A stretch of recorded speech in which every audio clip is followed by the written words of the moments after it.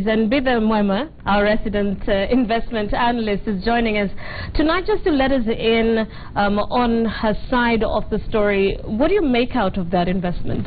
Thank you for having me. It was a very interesting conversation just listening to you and Dr. Kirubi, and also listening to his justification for his acquisition of this stock. I can attest to, and I concur with him saying it's a national jewel, so it certainly should not be let to just go under, especially because you can see the potential, and perhaps it's a couple of management and operational reforms that they would need to do.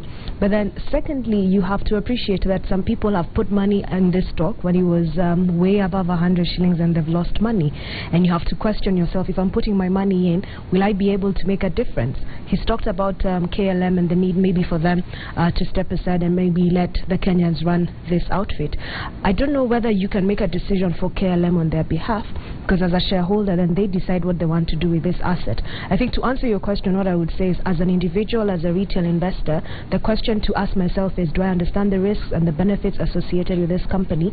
And secondly, by putting my 1,000 shillings there, my 10,000 shillings there, can I actually make any change in this company? So that whether it goes up or it goes down, I'm actually comfortable knowing what lies behind it without expecting to have any influence on what happens in the future. All right. Let's step away from KQ a little bit and just look at the current, climate in the country. Recently, we had a possible impeachment motion, for the president. And in more developed economies, should such a situation happen, then you'd see automatic swings on the stock exchange. How did you read the securities markets during the week? I think our market, because we're in Africa, it's a developing country, TIA, this is Africa, so we are cognizant of many things happen, at least in the political space. But we have grown and we are becoming a mature economy by the day, in as much as separating business from what happens politically. And I think for us, the key political events that we look out for are, number one, what's happening when elections are around the corner, and secondly, security has been a concern. So considerations and utterances of impeachment, unless they come through and they look like they're potentially going to happen, that's when you begin to look at them. But even more important than that is to question, if an impeachment happens, then what happens to the government? Because you have to be cognizant of the fact that the president doesn't run the economy alone.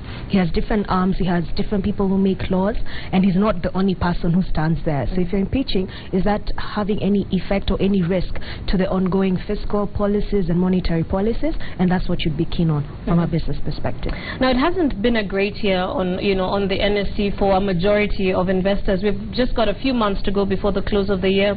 How do you see us closing the year in terms of a stocks perspective as well as a securities perspective? It's going to be a tough year. I think we were all excited when it came to March, and we're like, this market is, Safaricom will probably go to 20 shillings or something of the sort. But then things happen beyond our control. We have what's been happening in the US. So the dollar has strengthened against all other currencies. So what that means for us is our currency begins to weaken, and it weakened at a faster pace than most of us had actually anticipated.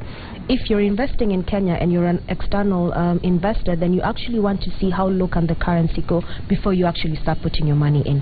When that happened, interest rates went high.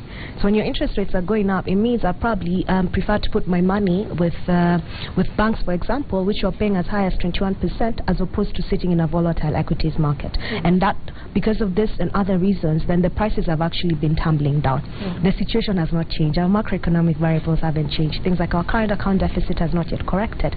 So with the question you're asking yourself, if I'm an institutional investor, do I actually see more downside risk? Yes, I can see the long-term opportunity for the country, but I think there's going to be a bit more pain in the short term, so you actually want to wait out and see how far lower the prices can actually go.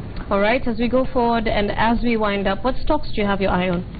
You have to consider Safaricom. I always talk about Safaricom, especially because of the tentacles and its operations in the country and what it's doing.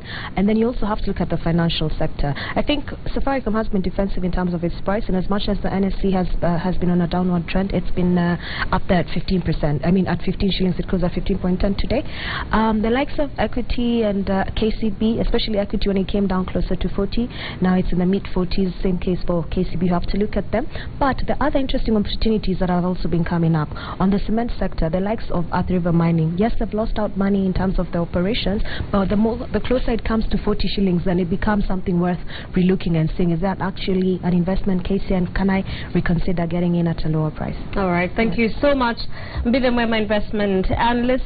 It's always a pleasure to host you from African Alliance. Thank you so much for joining us once again tonight and giving us some insights on what's happening on the shares and the securities front. Thank you so much once again. It's always good to know what to buy. Absolutely. Yes, and now we're looking at cement. Yeah, we're building. Yeah, we're building.